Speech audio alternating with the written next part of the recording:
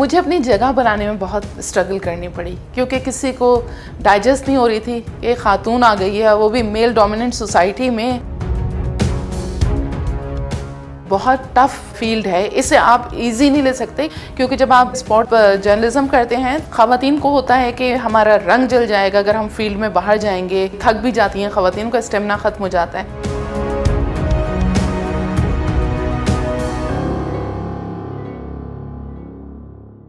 सबसे पहले तो मैंने स्टार्ट किया था ARY से, ARY डिजिटल से as the first news anchor. उसके बाद सफ़र का आगाज़ हुआ मेरा एज अ जर्नलिस्ट, वो हुआ इंडस टीवी से, जहाँ पर मैं मेन न्यूज़ एंकर भी थी। उसके साथ साथ मैंने जर्नलिज्म स्टार्ट किया, जिसमें मेरी पहले बीट्स होती थी सिंध गवर्नमेंट और MQM में करती रही।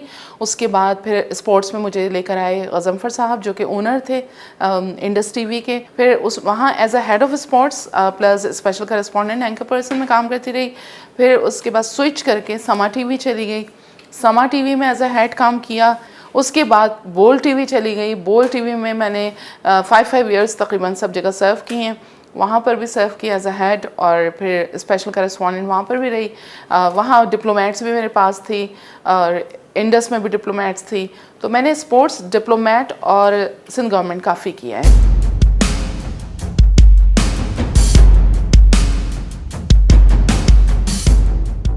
बहुत टफ मतलब फील्ड है, इसे आप इजी नहीं ले सकते क्योंकि स्पोर्ट्स में ख़वातीन को होता है कि हमारा रंग जल जाएगा अगर हम फील्ड में बाहर जाएंगे, और हम एक लड़कों की तरह कैसे दौड़ भाग करेंगे। थक भी जाती हैं ख़वातीन, का स्टेमिना ख़त्म हो जाता है। मैंने इस तरह से ये एक चैलेंज दिया था मुझे। इंडस टीवी के मालिक जो थे, ओनर गज़नफ़र साहब ने, उन्होंने कहा कि मुझे स्पोर्ट्स में ख़वातीन नज़र नहीं आती हैं और मैं चाहता हूँ कि तुम जाओ। ये चीज़ मुझे नहीं पता थी कि वो क्या चाहते हैं मुझसे, तो मैं थोड़ी सी अंदर से वो हो गई थी कि मुश्किल है, लेकिन मैंने नामुमकिन नहीं समझा इसको। मैंने कहा nothing is impossible, so I will have to do it. तो बस उसके बाद ये कि क्रिकेट से बढ़ते बढ़ते स्नूकर, फिर हॉकी, फिर बैडमिंटन, फिर टेनिस, सब किया, लेकिन उसके लिए पढ़ा बहुत ज़्यादा।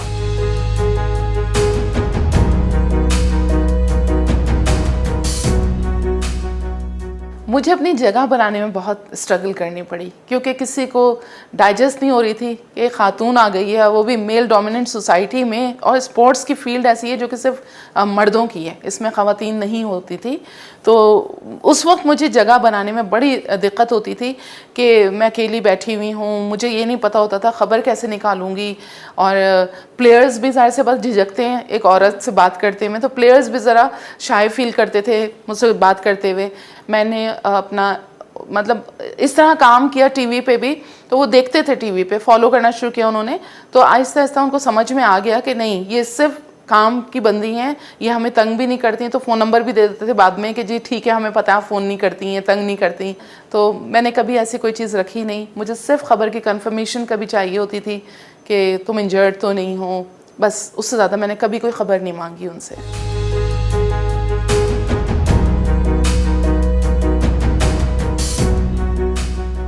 हमारे घर का जो एक माहौल था वो इस तरह का था कि क्रिकेट जो है वो मेरी सिस्टर बहुत देखती थी।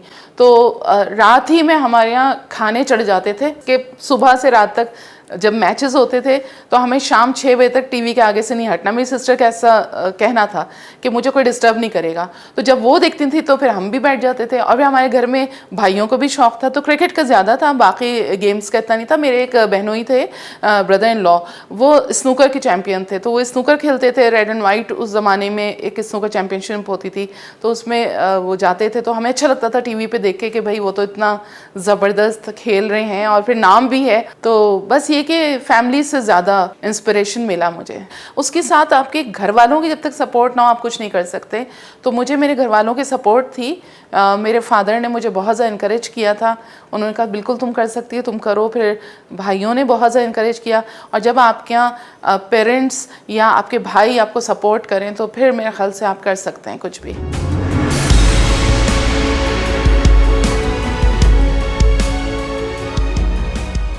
ख़वातीन क्रिकेट टीम को मैं कांस्टेंट समझ रही हूँ अब तक, क्योंकि जब से ये शुरू हुई हैं अभी तक रिमार्केबल अचीवमेंट्स ऐसे सच हमें नज़र नहीं आई, माँ सिवाय इसके कि आप आयरलैंड से तो जीती जाती हैं, पहले भी जीती हैं, फिर बांग्लादेश से भी जीती हैं, फिर श्रीलंका से भी जीती हैं।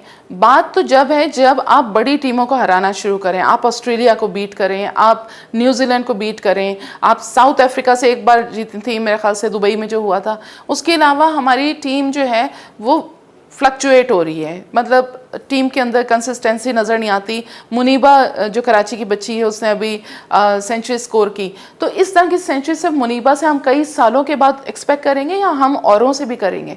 तो इन्वेस्टमेंट तो हो रहा है, लेकिन इनके जो ड्रॉबैक है वो ये कि ख़वातीन क्रिकेट के इवेंट्स नहीं होते। इवेंट्स होने चाहिए, जितने मैक्सिमम इवेंट्स हो गए उतना वो खेल सकती हैं, उतना ज़्यादा अपने वो जो लूप होल्स हैं उसको ओवरकम कर सकती हैं।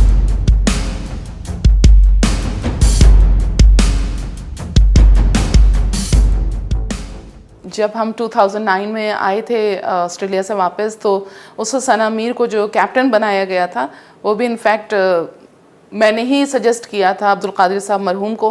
उन्होंने जब पूछा कि कैसी टीम ने क्या क्या परफॉर्मेंस दी, तो सना मीर के अंदर मुझे स्पार्क नज़र आता था, तो उसको रिकमेंड भी किया, क्योंकि मुझे लगता था वो बहुत ही अच्छी प्लेयर भी है और अच्छी तरह सारी टीम को अपने जेल भी रखती है। तो ये बहुत इंपॉर्टेंट होता है किसी भी कैप्टन के लिए।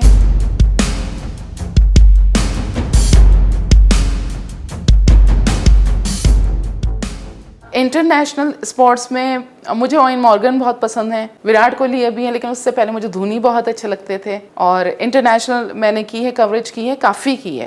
तो डिफरेंट कंट्री में जाते हैं तो डिफरेंट, लेकिन ओवरऑल अगर आप टीम की बात करते हैं तो न्यूजीलैंडर्स जो हैं वो सबसे ज़्यादा डाउन टू अर्थ हैं, बहुत ज़्यादा मोहब्बत करते हैं, बहुत अच्छे से आपको रिस्पॉन्ड करते हैं, जो कि हमारे एशियंस में फुकदान पाया जाता है। थोड़े एरोगेंट होते हैं, जब ये निकलते हैं ग्राउंड से तो आपको स्माइल भी पास नहीं करते, आपसे सही से बात भी नहीं करते। लेकिन मैं थोड़ी सी पुरानी भी काफ़ी हो चुकी हूँ, तो मेरी थोड़ी सलाम दुआ अच्छी थी इंडियंस से 2-4 से, तो उनसे बस इतनी हेलो हाय कि अलाउड भी नहीं होते। तो न्यूजीलैंड के जो प्लेयर्स हैं वो बहुत अच्छे हैं।